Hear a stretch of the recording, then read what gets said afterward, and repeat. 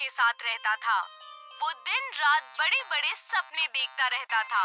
उसकी बीवी दिन रात खेतों में मेहनत करती थी और हीरा लाल दिन भर पेड़ की छांव में बैठकर अपने सपनों में खोया रहता था। उसके पास जायदाद के नाम पर थोड़ी सी जमीन, एक झोपड़ी और सिर्फ 2 बैल थे।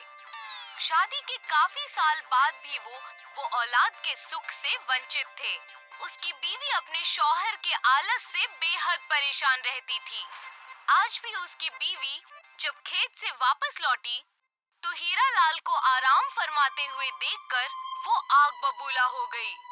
सारा दिन बैलों की तरह खेतों में काम करती हूँ, फिर ऊपर से घर पर आकर सारा खाना भी बनाना पड़ता है और तुम सारा दिन चारपाई ही तोड़ते रहते हो। अरे क्यों फिक्र करती हो सरला, कुछ ही दिनों की तो बात है, उसके बाद हम दोनों पैसों में नहाएंगे। हीरा लाल की बात सुनकर सरला अपना माथा पीट कर बोली, कुछ दिनों में क्या हो जाएगा जी? हे मालिक, मेरी तो किस्मत ही फूट गई कि मुझे तुम्हारे जैसा आलसी शौहर मिला। काम में हाथ तो बटाते नहीं हो, बस बड़े बड़े मुंगेरी लाल के जैसे हसीन सपने देखते हो।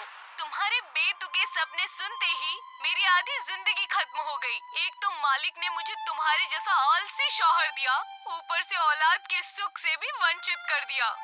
तभी वहाँ पर जमींदार सूरज सिंह अपने आदमियों के साथ हीरा लाल के घर में घुस आया और उसने बहुत गुस्से से हीरा लाल से कहा, मुझे मेरा पैसा वापस चाहिए हीरा लाल। मैं कुछ दिनों में आपकी पाई पाई चुका दूंगा मालिक साहब। हीरा लाल पिछले 6 महीनों से मुझे बोल बोल कर ऐसे ही बेवकूफ बना रहा है और मैं हर बार तेरी बात पर विश्वास कर लेता हूँ और आज मैं खाली हाथ नहीं जाऊंगा। मुझे आज अभी और इसी वक्त मुझे सारे पैसे चाहिए। हे मालिक, ये तुमसे भी पैसे लेकर आए हैं? मुझसे क्या पूछती हो? अपने निकम्मे पति से पूछो। काम का ना काज का, दुश्मन अनाज का। जमींदार की बात सुनकर सरला फूट फूट कर रोते हुए कहने लगी, हे मालिक, ये कैसा शौहर दिया है तूने मुझे? मैं इनके कर्जे चुका चुका कर तंग आ चुकी हूँ। कल ही तो मैंने बिरजू नाई को पैसे दिए थे, ये उनसे भी पैसे लेकर आ गए थे। अपनी बीवी को रोते हुए देख हीरा लाल उदास हो गया। वो हाथ जोड़ते हुए सूरज सिंह से बोला, मुझे थोड़ी सी और मोहलत दे दीजिए। मैं आपसे वादा करता हूँ, मैं कुछ दिनों में आपके पूरे पैसे लौटा दूंगा। मैं कैसे यकीन कर लूँ? तू दिन भर कुछ काम तो करता नहीं है, तेरी पत्नी ही तेरा घर का खर्चा चलाती है। कल मैं भी मेरी पत्नी के साथ खेत जाऊंगा काम करने। मैं भी एक किसान हूँ, मैं भी मेहनत कर सकता हूँ।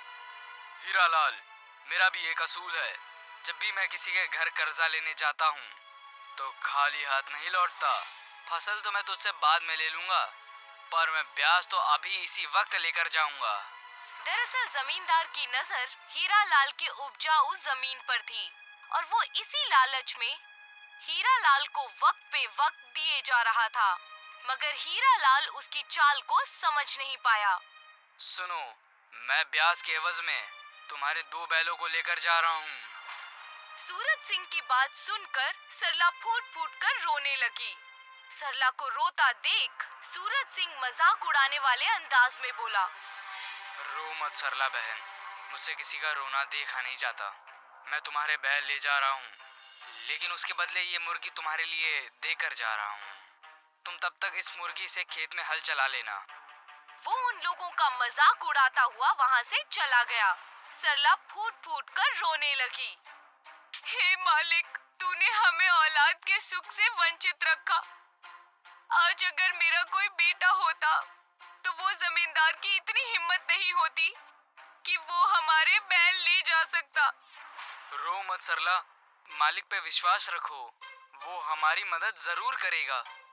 मालिक भी तुम जैसे आलसी लोगों की मदद नहीं करता।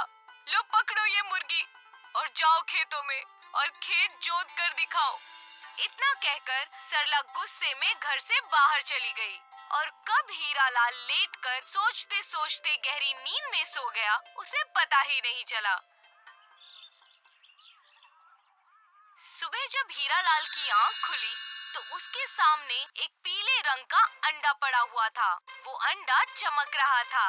उसने अंडे को उठाकर देखा तो वो अंडा सोने का था। हीरालाल ने तुरंत अपनी बीवी को उठाया। हे मालिक, कल ही इस आदमी के बैल छीने हैं, फिर भी ये अपनी हरकत से बाज नहीं आया। अभी भी सपने देख रहा है ये। हीरालाल ने वो अंडा सरला को पकड़ा दिया। ये तो सोने का ही अंडा है। हाँ सरला, अब हम इस सोने के अंडे को बाजार में बेचकर जमींदार का सारा कर्जा चुका देंगे और देखते ही देखते हम माला माल हो जाएंगे। सरला के हाथ से अंडा गिरकर टूट गया। टूटे अंडे में से सोने की पीली पीली किरणें फूट पड़ी और देखते ही देखते उन किरणों ने एक इंसान का रूप धारण कर लिया, मगर उसका पूरा जिस्म पीले सोने की तरह था। ये देखकर सरला और हीरालाल डर गए। उन्हें डरा देख सोने वाला इंसान बोला, डरो मत, अंडा आपके हाथों से टूटा है तो मैं आपका पुत्र हूँ और आज से आप मेरी माँ। ये सुनकर सरला की आंखों में आंसू आ गए। लगता है मालिक ने मेरी सुन ली। अगर मेरा बेटा होता तो मैं उसका नाम रमेश रख। आज से मैं तुझे रमेश कहकर बुलाऊंगी। आज से आप दोनों बिल्कुल भी फिक्र मत करना, आज से मैं हल चलाऊंगा। लेकिन तुम कैसे चलाओगे बेटा? बैल तो जमींदार छीन कर ले गया है। आप चिंता मत कीजिए माँ, मुझे हल चलाने के लिए बैल की जरूरत नहीं है। मुझ में अकेले में ही 100 बैलों की ताकत है।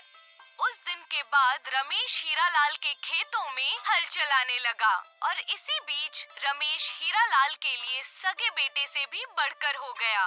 कुछ ही महीनों में हीरालाल की फसल तैयार हो गई। अगर फसल जैसे ही कटी तो सारी की सारी फसल सोने की बन गई। ये सब आपका है बाबा, आपकी ख्वाहिश थी कि आप बहुत ज्यादा अमीर बने। समझ लीजिए ऊपर वाले ने आपकी ख्वाहिश पूरी कर दी है। रमेश ने ये बोला ही था कि जमींदार सूरज सिंह अपने कुछ आदमी के साथ वहाँ पर आ पहुँचा और चीख कर बोला, हीरालाल, मुझे मेरी मुर्गी वापस कर। मैं जानता हूँ उस मुर्गी ने सोने का अंडा दिया है और उसी सोने के अंडे से ये तेरा बेटा निकला है। जब तेरे घर पे ये चमत्कार चल रहा था तो उस वक्त मेरे घर पे बर्तन मांजने वाली नौकरानी दूर से इस मंजर को देख रही थी, लेकिन उस बेवकूफ औरत ने ये मुझे आज बताया।